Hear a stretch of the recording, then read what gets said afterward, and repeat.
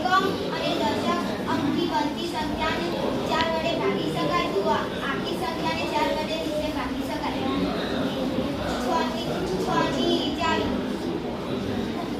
આપેલી સંખ્યાને 2 અને 3 વડે રીતે ભાગી શકાય તો આખી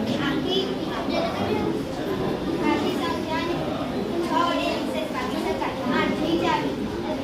આપેલી સંખ્યાને એકમ અને દશક અને 100 ના અંકની બનતી સંખ્યાને 8 વડે ભાગી શકાય તો આખી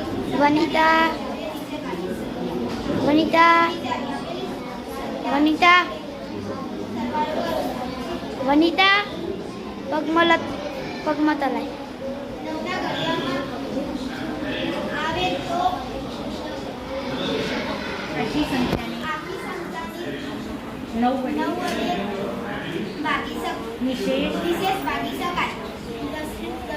10 ની ચાવી. જો કોઈ એકમનો અંક જે સંખ્યાનો એકમનો અંક 0 હોય એ સંખ્યાને 10 વડે વિશેષ ભાગી શકાય.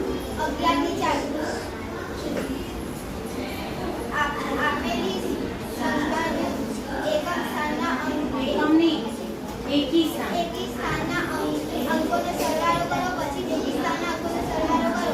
આ સરવાળાની બાદબાકી કરતા જવાબ 0 અથવા 11 થી આવે તો તે એની સંખ્યાને 11 ની આપેલી આપેલી સંખ્યાને સંખ્યાને 11 વડે વિશેષ ભાગી શકાય. Okay very